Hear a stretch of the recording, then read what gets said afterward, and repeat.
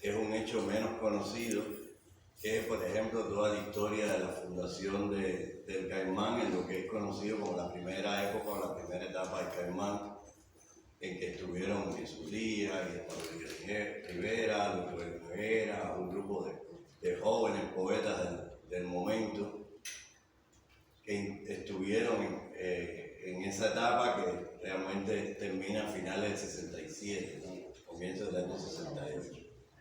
Lina, lo que tengo que decir, Lina, cada vez que yo escuchaba a ella, siempre muy cariñosamente, ella me miraba con un poco de resquemor, ¿no? Y un resquemor entendido, porque ella le dolía mucho que su presencia y su momento en la revista hubiera quedado un poco olvidado, a un lado. Porque la realidad es que Lina entra a trabajar en Caimán Barbudo en la segunda etapa o segunda época de la revista, en donde ya la revista había pasado de manos de sus fundadores a manos de otras personas que habían sido colocadas ahí para continuar la revista. Y eso a Lina realmente le dolía mucho. Yo recuerdo varios momentos con ella, siempre me lo sacaba, no era como que verme y decirme, no, pero es que hermano. Y a mí eso realmente, a ella su dolor era el dolor más comprensible de todo, pero a mí también me dolía porque de alguna manera, si algo intenté en todo el tiempo que estuve como jefe de redacción de la revista, fue tratar de honrar a la historia anterior de Caimán y honrar la historia de esa revista. Incluso hicimos hace unos años atrás, cuando andábamos cumpliendo alrededor de los 40, 45, por ahí, hicimos hasta una convocatoria, ¿no?, para de ensayo, para que se escribiera sobre la historia del Caimán Barbudo. Y era siempre muy notorio que se subrayara esa primera etapa o se subrayara después la etapa de los 80, ¿no? De Caimán Barbudo, que también fue una época de auge de la revista en detrimento de esa época de los 70. Lina, que además había conocido, era un poco más joven que él, pero bueno, había conocido a ese grupo de fundadores del Caimán, ¿no? Y eso siempre como que se resaltaba mucho aquella primera etapa y se soslayaba esa segunda época del Caimán, que realmente es una época menos brillante, pero no deja de ser de alguna manera importante hablar de ella. De hecho, un poco por estímulo mío, que se hizo hasta una tesis, como era profesor de la Facultad de Periodismo, unas alumnas mías hicieron una tesis sobre la segunda época del Caimán, que es un poco, digamos, reveladora de cuáles eran las temáticas y cuáles eran los ángulos que tenía esa revista, que realmente fue una etapa, como dije antes, menos brillante, una revista más encantonada, más por cuestiones de la época. No me voy a meter en ese tema ahí, porque eso se ha hablado mucho de todo ese periodo, lo que de alguna manera sucedió, digamos, en distintos ámbitos de la cultura. Pero más allá de todo eso, Lina era ahí una persona valiosa y una joven poeta en aquel entonces que luego demostró todo su brillo, ¿no?, como creadora, como intelectual y como poeta.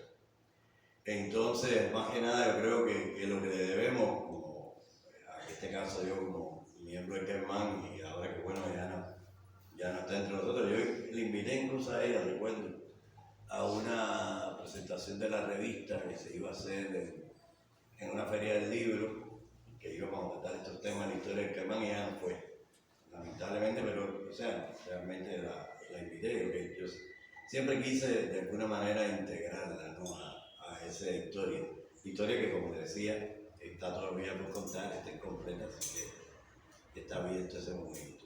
Por tanto, más que nada, que sea un homenaje a ella, a su paso por la revista, y te decía, tendría que haber ser yo un poquito mayorcito para poder hablar más de Caimán, pero sobre todo creo que es importante subrayar esto y ese sentido de pertenencia que ella, a pesar de todo, siempre tuvo con ese momento y esa etapa de su vida, ¿no?, y de su presencia intelectual. Muchas gracias.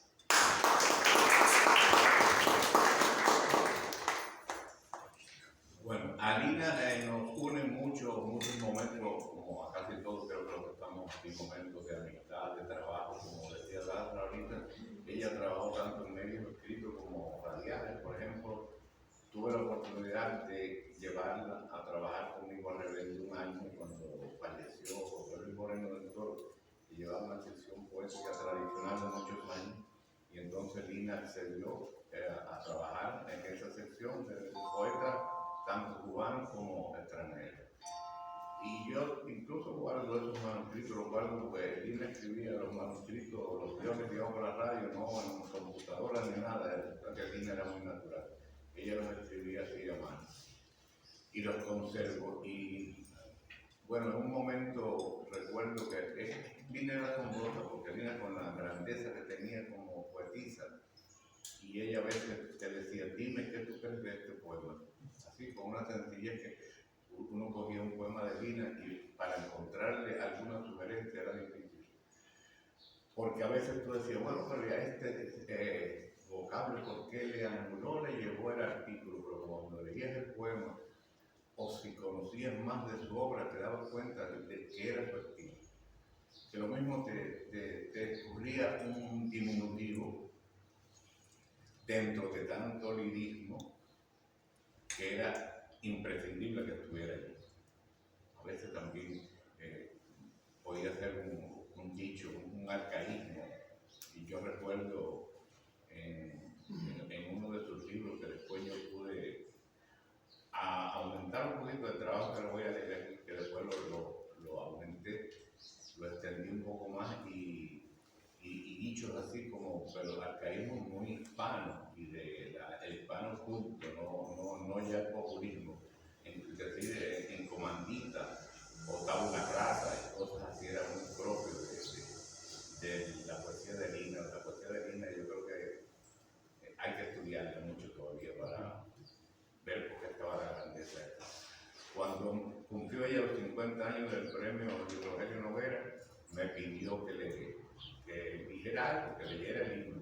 Pero yo, ¿qué pasa? Que yo conocí a Lina en los 95 aproximadamente. Y conocía el ojo milenario, la llegada del delfín, el mar de las invenciones, esos libros ya de los 90. Sin embargo, casi que no existían y no conocía ese libro. Pero tenía en Rebelde una compañera que era asesora también, muy admiradora de Lina, que ya desgraciadamente falleció también, Flora Gómez Cortés, y me dijo, yo tengo casas que no existían. Y rápidamente se lo pedí. Cuando me enfrenté a casas que no existían, me asombré. Porque regularmente el poeta tiene como una especie de transición, de progresión en la palabra, en el discurso, en el verso. Y cuando yo me encontré que el libro, que era de 1967, sencillamente era lo más de Lina. Ya Lina, a partir de ese primer libro, yo creo que era tan grande como lo fue hasta su último libro. Entonces escribí una página que la tengo inédita. Le confieso que es la primera vez que voy a leer un aparato de esto, porque yo soy de leer por hoja, por libro, pero las impresiones se han puesto tan inaccesibles y caras. Pero bueno, hay que entrar en esto de los tablos. Hay que ver esa comportamiento. Espero que no me falle.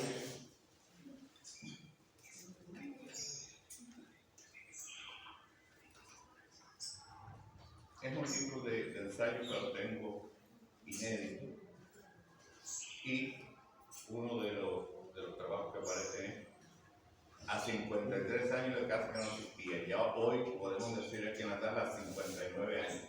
O sea que el año que viene son 60 años del wiki, que también merecido fue para Lina como para Luis Rogelio Noguera. Pocas veces un libro ha resultado tan generoso, tan tenaz contra la inclemencia, que haya podido azotar a su autor en mayor o menor grado. Y a su vez, esto que he escrito sobre el libro de Lina, y mi parecer es que es muy mío.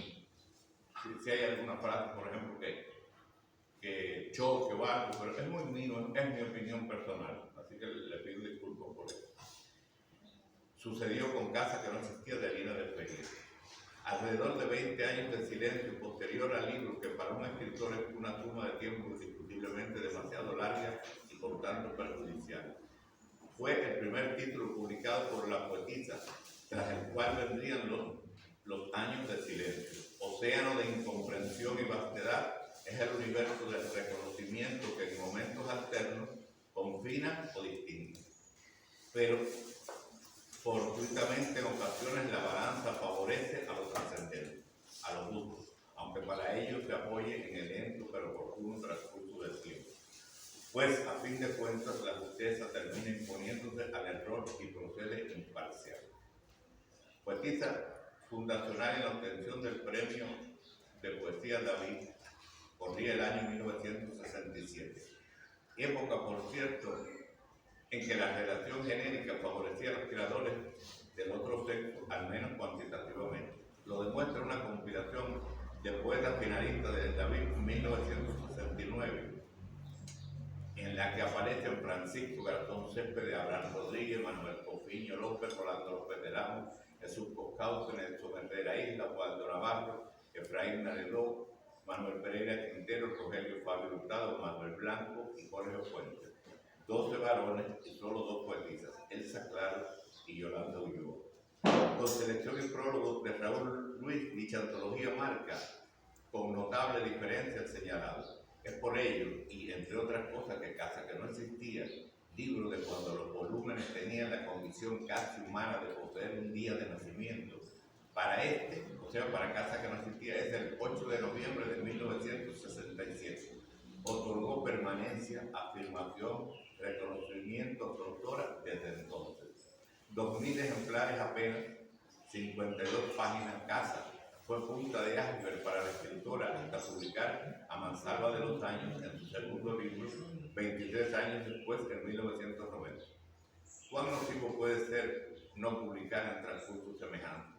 ¿Cuán estoico debe ser el escritor para no abandonar definitivamente su labor creativa? Sin duda fueron dilatados silencios y no menos zozobra. Una de esas anulaciones en que la propia escritora pareció antecederse con el émulo de poetisa que no existía. Sin embargo, a la vez y contra esa privación instaba tenaz sujeción, indiscutible afán de los que, propuestos a seguir, galopan incapaces ya de admitir optar por la mudez, por la autonegativa de su vocación. Algo que ha podido ser como una de las razones de su existencia. Hoy, gracias a Dios, lícitamente distinguida con diversos premios, incluido el codiciado Premio Nacional de Literatura. El Premio de Poesía David 1967, que Lina tuviera compartido con Luis Rogelio Noguera por Cabeza de Zanahoria, injustamente determinado por Manuel Díaz Martínez, Eberto Padilla y Luis Marré, fue compensativo para el posterior devenir del vacío y postrero reconocimiento. No solo importa este libro como tentativa del oficio, cuenta además con una marcada tendencia renovadora. Época cuando muchos escritores concebían la poesía experimental, el estructuralismo y los temas recurrentes como las actividades político-sociales, Lina en cambio plasma un cuaderno de insospechado gremio, paisajes sorprendentemente e invitadoras cimas. Paisajes sorprendentes e invitadoras cimas. Una galería de sitios y personajes que solo puede salvar la visión redentora de su arte palabra. Casa es un universo disímil, pero marcadamente habanero.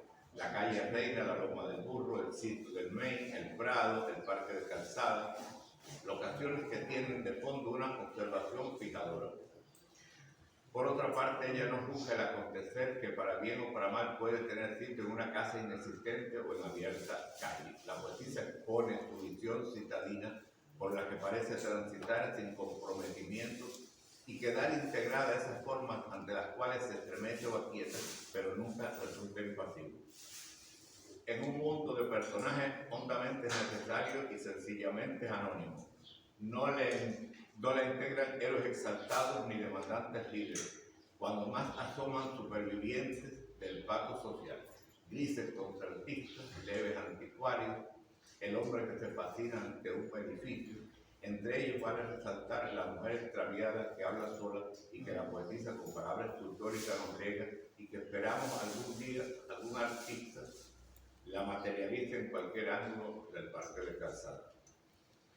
Considero como uno de los mejores poemas del libro aquel que la autora no pone el título, aunque la sabia popular ha relegado tal necesidad y le reconoce por una noche espléndida para morirse, uno de sus versos. En este libro se avistan y ya se perfilan muchos de los recursos que caracterizan la obra múltiple y posterior de la autora. Ese modo de asumir una adjetivación en todo momento ineludible y más que definidora implícita de su gerencia.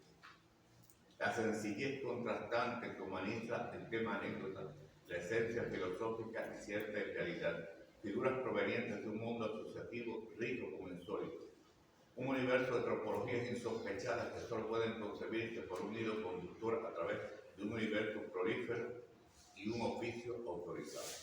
La preferencia exploradora que le permite crear con el sentido mayúsculo del acto y ganar movimientos de cinéticas especulativas, traslaciones metafísicas que resuelven como definición cognitiva, y es que a veces la poesía de Lina parece pronunciada por una aglutinadora voz, como mismo en ocasiones fluye apenas en discurso unitario, leve, casi susurrante. Sencilla charla, como si la niña salvada en ella devolviera las reflexiones tan simples como innovadoras o distantes. En el poema citado aparece una imagen sugerente, valor casi cinematográfico, como un zoom de cámara detallista. En él parece remontarse al contacto de la creación en su vuelo indetenible, elevado y vertiginoso hacia la serenidad necesaria de la sabiduría. El sosiego lapidario del cuello de la estatua como complemento, fusión al tránsito de un ave, ambos condicionándose a la indulgente y lo divino como el fresco del Miguel Ángel. Es un instante, un transcurso breve, donde una parte del animal, su cola, se acerca a otra sección del cuerpo humano esculpido, el cuello, y aún la fugacidad del momento deja tiempo para asistir a ese suave choque, contacto candente entre lo terrenal y lo etéreo, en el que se ha producido como un estremecimiento, como una vibración, un fluido de vida a la quietud y de reposo a la movilidad. En esta imagen del texto hay algo de lo sucesivo y perdurable en su poética, gestándose ya un sólido inicio de futura trascendencia.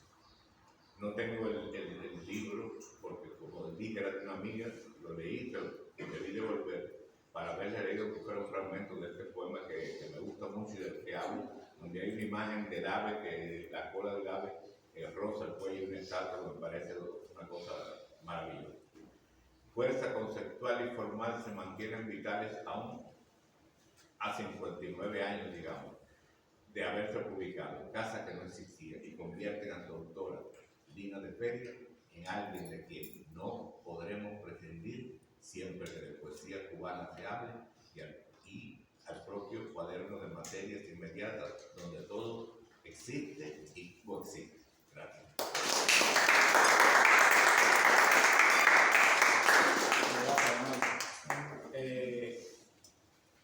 Al llamado, cuando llamamos para homenajear a Lina, muchas personas se sumaron, muchos quisieron estar. Yo dije que el año pasado hicimos un homenaje, está publicado en YouTube, donde Nelson Simón y otros poetas como Chapú hablaron sobre ella. Fue en la Galería de Arte de acá de Reunión, y fue un momento realmente especial. Yo quisiera ahora hacer este espacio para la lectura de su poesía. Quiero invitar a Basilia Papastamantio, que tiene que ir corriendo para Casa de las Américas, y quiero invitar a la presidenta del Festival de Poesía de La Habana y Premio Nacional de Literatura, Nancy Morejón, que nos acompañen acá. Así que, para este primer momento de...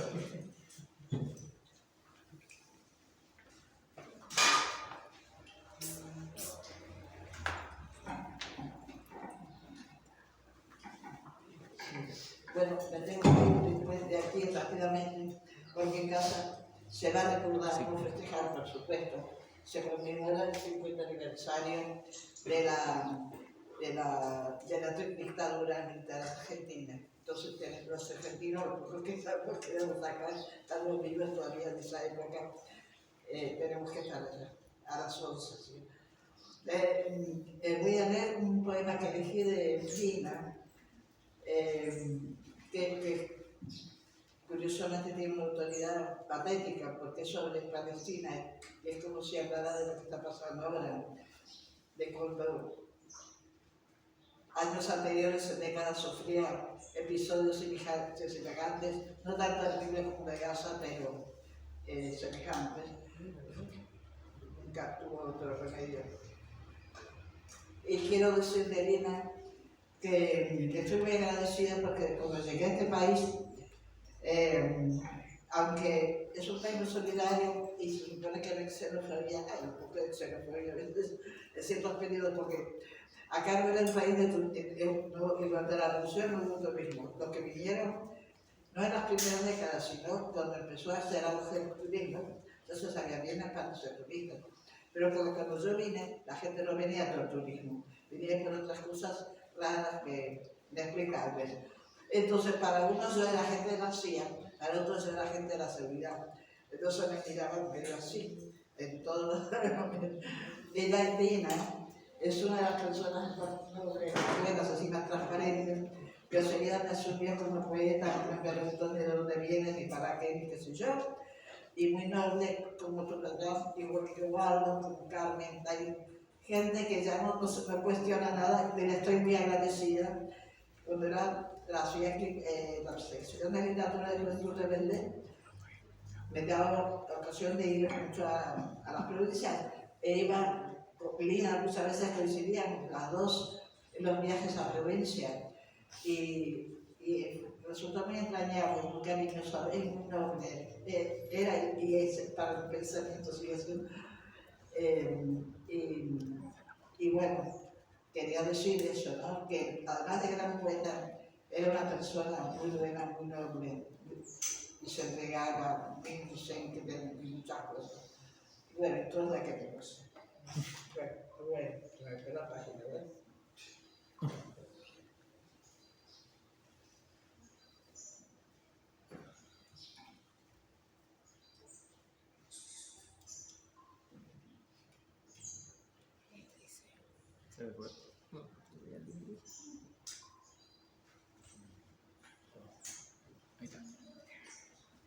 Espejismo cívico.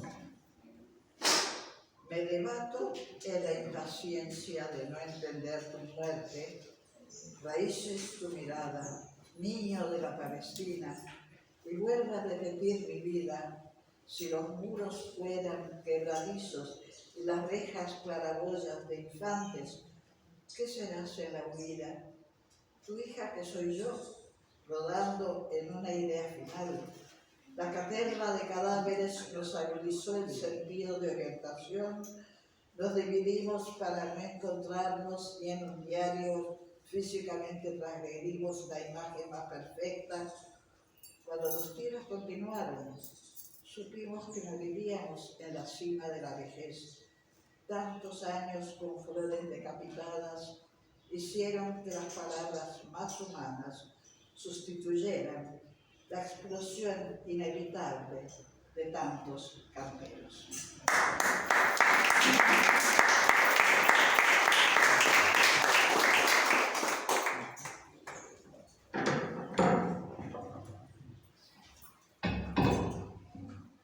Buenos días. Y todos los que están aquí esta mañana merecen los buenos días por estar aquí con su fuerza. Yo creo que vamos y estamos recordando a Lina